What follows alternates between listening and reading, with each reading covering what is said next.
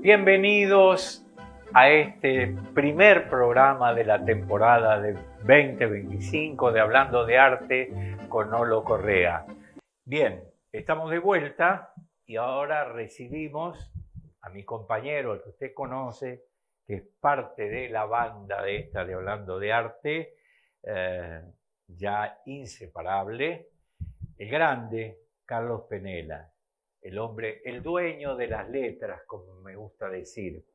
Y hoy en particular, antes de desearle un buen comienzo, porque este es el primer programa, reitero, de esta temporada, y agradecerle a él, pero después haré eso, diré de una satisfacción personal, porque Carlos Penella, no hace tanto, lanzó su último libro, que es Soliloquio del Desvelo. Y debo decir que es una ocasión enorme, una satisfacción enorme también.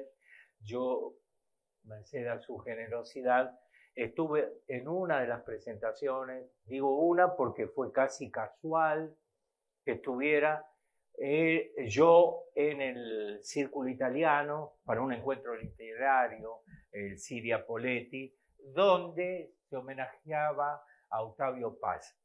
Y el otro que se hacía era convocar a Carlos Penella y este soliloquio del desvelo. Uno imagina que el desvelo es aquel, permítame decir, aquel fantasma que todos abrigamos, ¿no es cierto? En la vida cotidiana me refiero, en la vida diaria, uno está siempre incómodo, en tal caso expectante, asustado, si se me permite de este modo, por el desvelo. Pues este tránsito poético que nos presenta Carlos Penella es un modo tan feliz de transcurrir ese momento del desvelo, convirtiéndolo en poesía y haciendo que ese alma nuestro que estaba tan sensible, como dije, tan expectante, se entregue por completo y entonces ese devenir sea tan gentil, permítame que lo diga de este modo grosero, tan amable, que hace que uno desee convocarlo al desvelo propio. Por cierto, el profesor, porque lo es, el maestro, o como querramos llamarlo a Carlos Penella, con todo su recorrido en las letras, con todo su bagaje, nos vuelve a sorprender, podría decir, aunque parecería que ya no, pues sí, porque eso es lo que tienen los grandes, esto de transitar un camino, porque siempre se me ocurre a mí, él podrá corregirme si no es así, hay un patrón en el discurso poético de un poeta, en este momento Carlos Penella, hay un devenir casi marcado. Sin embargo, los grandes como él siempre tienen algo nuevo para brindar, siempre tienen algo nuevo para provocarnos. Así es que entonces yo le muestro el soliloquio del desvelo, que es una obra magnífica. Dice Marita Rodríguez Casó, que la tuvimos, recuerda, solo voy a leer el final. Carlos Penella es una figura notable en nuestra cultura, un poeta mayor que sabe sortear la uniformidad paralizante y no comprometida, un literato que convoca a los más altos valores de la poesía. Carlos Penella, bienvenido. Bueno, muchas gracias por tus palabras, muchas gracias por lo que dijiste. Creo que son palabras excesivas. Como excesiva es humildad, me tiene cansado. Así, clarito le digo. Eso me lo dijo alguna vez, creo. Sí, ¿no? sí. Bueno, gracias de verdad. Carlito. Bueno, hoy vamos a hablar, y gracias por la nueva convocatoria, sobre todo por los principios. No los principios morales, que de eso no podemos hablar. Vamos a hablar de los principios de la literatura, vamos a hablar de los principios, cómo se comienza un cuento, cómo comienza una novela, cómo comienza un poema. Pero antes de eso, para el televidente, porque si no va a entender poco, Faulkner decía, para aquel que quería escribir, que tenía que tener un 99% de talento, un 99% de disciplina y un 99% de trabajo. En general, el lector y el público no tiene nada de esto. Y entonces lee, pero muchas veces no comprende lo que lee, no termina de entender lo que lee. Vamos a hacer hoy, brevemente, pero sí 4 o 5 pantallazos de ciertos comienzos. Vamos a empezar por Don Quijote. Vamos a empezar por Cervantes, por supuesto. Él dice, en un lugar de la Mancha de cuyo nombre no quiero acordarme. Con esta frase inicia Cervantes la escritura del Quijote para presentar el lugar en que vivía el hidalgo Don Quijote. De esta forma se niega de manera deliberada a mencionar un topónimo que sin duda recuerda. Ese comienzo, en un lugar de la Mancha de cuyo nombre no quiero acordarme, se convirtió en un comienzo mítico de la literatura. Ahora bien, ¿cuál es ese lugar de la Mancha? Ese lugar de la Mancha es Villanueva de los Infantes, un lugar famoso de cuyo nombre quiero acordarme en tiempos de nuestro invicto emperador Carlos V, de feliz memoria, vivía Alonso Quijano, un hidalgo de 49 años, de lanza en astillero, a larga antigua, rocín flaco y adalgo corredor. Ese comienzo ya nos da una idea de lo que va a ser Don Quijote. El texto es un poco mío, pero digo, la idea, el marco, que ya está ahí implantada. Entonces, vamos a comenzar también, vamos a marcar el comienzo de 100 años de soledad, que es un comienzo magnífico. Muchos años después, frente al pelotón de fusilamiento, el coronel Aureliano Buendía había de recordar aquella tarde remota en que su padre lo llevó a conocer el hielo. Y nos va a tener con ese pelotón, que no sabemos si va a fusilarlo o no, y además con una anécdota ya inicial, que recuerda cuando el padre lo hace el viaje para conocer el hielo. ¿Qué quiero decir con esto? En el comienzo de la literatura, en el comienzo de un poema, en el comienzo de un cuento, de una novela, lo que hay que generar es un clima determinado, afectivo, para que el lector se introduzca en la obra. Y ellos lo hacen con un gran talento. Es decir, el análisis que nosotros podemos hacer después del punto de vista crítico, literario, es una cosa. El lector lo que toma es eso. Y uno se pregunta, ¿y por qué sigo esto? ¿Por qué ese comienzo de 100 años de soledad, muchos años después, frente al pelotón de fusilamiento, el coronel, etcétera, etcétera, ya nos está dando un anticipo determinado, pero nos genera una intriga determinada también? ¿Soy claro? Perfectamente claro. Entonces, hablando de algunos principios, que esto es muy interesante porque Vargas Llosa dice, la primera obligación de una novela, no la única, pero sí la primordial, aquella que es requisito indispensable para las demás, no es instruir, sino hechizar al lector. De esto estamos hablando, formar ese clima para hechizarlo. Cervantes lo hace con esas, en un lugar de la Mancha cuyo nombre no quiero acordarme. Él sabe cuál es, lo conoce, no lo está diciendo al lector. Te provoca. Pero el lector tiene que saber que lo conoce, él no quiere acordarse. Lo hechiza, nos hechiza el comienzo de Vargas Llosa, ese comienzo fenomenal. Y lo que dice Vargas Llosa no es lo único, sin duda que no es lo único, pero es primordial.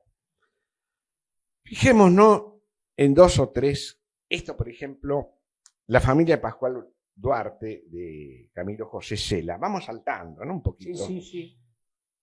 Fíjate qué comienzo. Es una línea. Yo, Señor, no soy malo, aunque no me faltarían motivos para hacerlo. Esa frase sola, que es lo que yo he dado muchas veces en los talleres y en conferencias que he dado en universidades. Es decir, ¿cómo se comienza algo? ¿Lo piensa o cree que es una cuestión de sentarse y por impulso? Porque por eso todos los poemitas que hay, Dado vuelta, Mi mamá me ama, etcétera, etcétera. Esto de Cela es impresionante. Yo, Señor, no soy, pero no me faltan elementos como para hacerlo. Vamos a tomar uno de Roa Bastos, que Roa Bastos lo pone, esto es en Vigilia del Almirante, lo pone en un poema, en un clima poético, diferente al de Camilo José Cela, que es más directo. No importa, lo que importa es de pronto ese hechizo del que hablaba Vargas Llosa. Dice Augusto Roa Bastos: toda la tarde se oyeron pasar pájaros. Se los oía gritar roncamente entre los jirones de la niebla. Contra la mancha roja del poniente se los veía ver entreverados en oscuro remolino volando hacia atrás para engañar al viento. Esa frase, esa literatura, eso que va generando, uno no puede dejar, uno ya se da cuenta, lo de Roa Bastos hacia dónde va. Es el lenguaje poético. En el otro no. El de Cela no. El de Cela sabemos que no va a utilizar ese lenguaje. Eso no significa nada. Lo que está significando que uno u otro tiene ese hechizo del que hablaba Vargas Llosa. Vamos a tomar dos o tres ejemplos. Si los tenemos. Sí, los tenemos. En lo poético. Porque también es importante eso. Eso se dan todos. Tomamos, bueno, es un programa, tampoco quiero cansar, ¿verdad? No quiero dar una clase, lo que me interesa es dar pequeñas cosas para que el televidente de pronto... Y usted sabe que lo logra. ¿Usted cree que sí? Estoy seguro. ¿Usted vio que Independiente ganó 4-0? Sí, fue brillante. Claro. No se hechiza Independiente. Cuando juega bien no se hechiza. El hechizo se da en todo. Se da en la literatura, se da en el deporte, se da en el box, cuando hay un gran boxeador, ¿no? Sí, señor. Es lo que nos atrapa. Ahora, para hacer eso hay que saber hacerlo. Que es lo que decía Faulkner. El 99% de talento, de capacidad, de trabajo, etcétera, etcétera. ¿Todos lo podemos tener? No, pero hay que esforzarnos. Hay que esforzarnos. Hay un primo mío que amo y nos hablamos a menudo. Es casi un confesor mío. Góngora. Góngora. Yo suelo hablar mucho con Góngora. Dice Góngora en un poema, un soneto: ayer naciste y morirás mañana. Para tan breve ser, ¿quién te dio vida? Y después sigue el poema. Pero esto hay todo un mundo determinado. Ahora, vos fíjate que estuvimos hablando de autores españoles, de novelistas, de la cuestión clásica, nos vinimos mucho más acá. Es decir, ¿por qué esto lo hace? ¿Qué es lo que uno siempre dice? Traten de leer a los clásicos para saber cómo diablos deben escribir, ¿no? Para tener una formación de cómo se hacen las cosas. Góngora, como te decía, es primo mío, pero tengo un tío. Caramba, qué Sí. familia la suya. Es una familia interesante. Con él generalmente camino. Vos sabés que a mí me gusta mucho caminar por la Plaza Rodríguez Peña, Vicente López. Bueno, soy un caminador, un callejero. Generalmente me acompaña Juan Ramón Jiménez, ¿no? Tío mío. Tío mío. Y Juan Ramón Jiménez comienza este poema de 2 líneas. Yo no soy yo, que va a mi lado sin yo verlo, que a veces voy a ver y que a veces olvido. Acá hay todo un planteo filosófico, pero hay un planteo poético. Y la reiteración, que es lo que yo muchas veces marco, hay que saber reiterar, porque la gente repite sin darse cuenta que se repite, ¿no? Es como la gente que pone adjetivos, no sabe suspender, que el sustantivo se mantiene solo. Yo puedo poner 3 sustantivos seguidos, hay que saber ponerlo. Yo puedo poner un adjetivo o 2, hay que saber ponerlo. Yo no soy yo, que va a mi lado sin yo verlo, que a veces voy a ver y que a veces olvido. Eso solo es un mundo, pero es imposible dejar de leer el poema.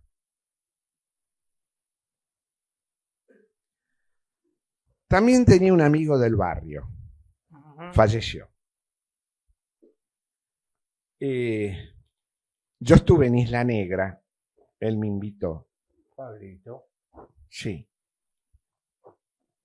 Y él escribe esta línea: puedo escribir los versos más tristes esta noche. Y después sigue. Pero ese solo verso nos introduce. Se ve la importancia del comienzo de algo. Absoluta. No lo hago engorroso. De ninguna manera me quedo con la búsqueda del hechizo. Claro, es eso. Sería la síntesis. Claro, porque, y además vos fijate que vamos tomando distintos autores, en algunos casos de distintas épocas. Podemos tener muchas más.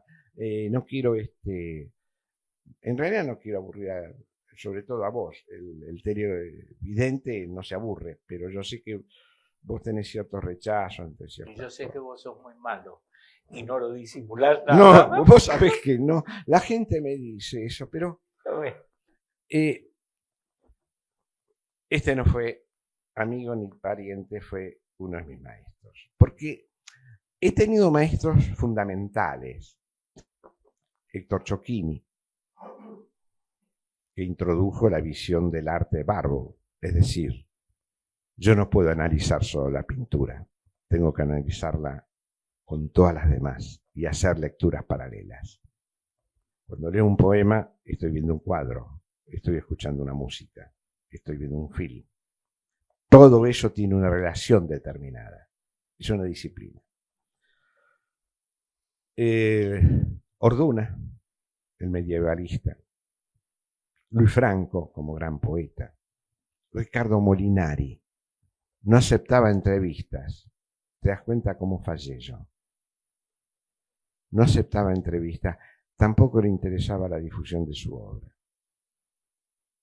Pero claro, hay que ir a la poesía de Molinari. Pero después tenemos otros. Yo lo he conocido, he tenido 2 veces con él. Estamos hablando de Borges. Di conferencias después en la Fundación Internacional Jorge Luis Borges, pero no importa. Pero Borges son esos maestros que uno los va tomando a través de la lectura. Los otros son personales, te señalan, te corrigen en rojo, te ponen el dedo. Borges en alguna medida cuando uno lo lee también. Es decir, uno tiene maestros cuando los lee, como en el caso de Azorín. Azorín, ¿qué nos enseña? La sencillez.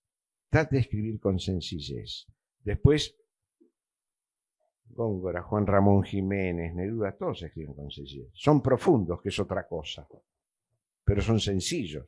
Todos entienden lo que está diciendo.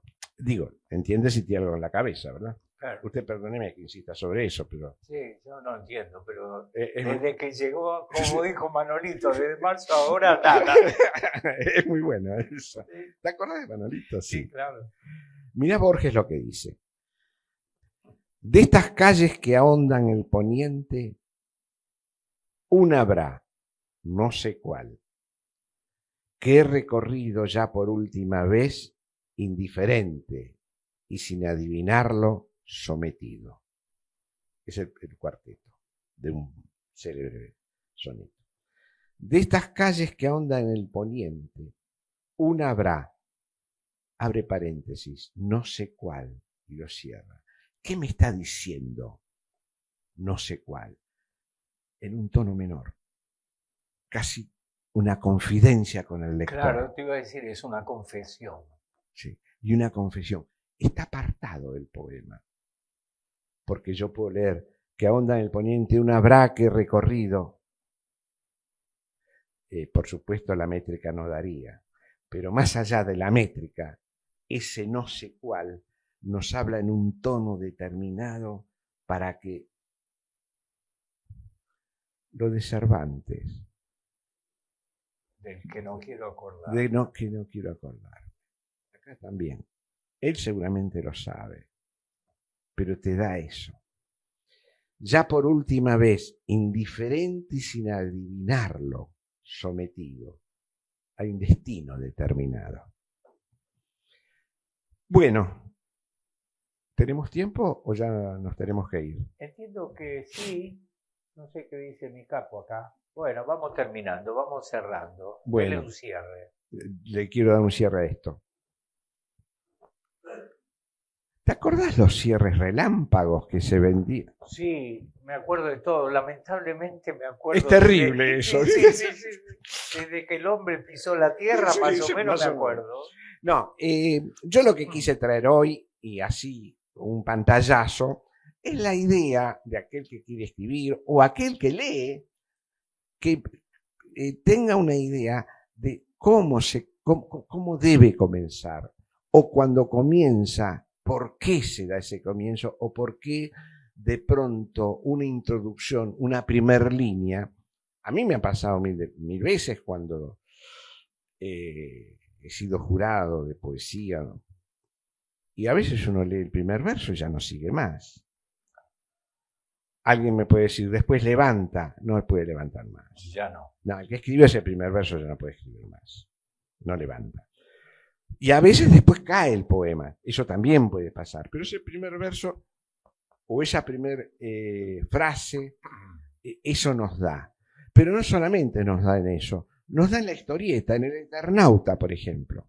Esas primeras composiciones, esas primeras páginas del Eternauta, nos hacen leer todo y meternos además en ese momento. Estamos hablando de la historieta, ¿verdad? Sí, los conocí a ambos. Claro. A Oestergel y a Brescia. Brillantes. Es una historia, claro. Entonces, vos fijate cómo lo vamos viendo en todo. Lo vemos en Góngora, lo vemos en Lope, bueno, no lo citamos hoy, pero lo vemos en Borges, lo vemos en Independiente, ¿no? Lo vemos en una cantidad de elementos cuando uno tiene que ver qué es lo estético, pero además qué es ese hechizo que la literatura nos trae. Y por eso nos gustan ciertos autores y otros no, independientemente de su calidad. De la factura. Exacto. ¿Le pareció bien? Me pareció estupendo. Como ¿Puedo siempre. volver la próxima? Déjemelo pensar, no le digo que no, déjemelo pensar, ¿viste vos? Bueno, que tenga un buen devenir, que por cierto lo va a tener el soliloquio del desvelo. Sé que se está gestando una nueva presentación, por ahora no decimos nada, o si querés decirlo, lo decís. Teóricamente se va a hacer en el Centro Galicia, sí, en mayo. Hay tiempo. Okay. Con gaiteros, eso sí. Ah, sí. Con gaiteros. Entiendo. Raro, ¿eh? Gallegos y gaiteros. Sí, ¿no? Somos celtas. Claro. Galegos somos nos. ¿Vos sabías, si querés hablamos otro día, que Cristóbal Colón era gallego? Sí, nació en Poy, sí, de Pontevedra. Me eso, profesor. De Pontevedra. Muchísimas gracias, Carlos Penela. Gracias por empezar este otro año juntos. Gracias a vos. Hasta la próxima. Gracias a vos. Nos vamos.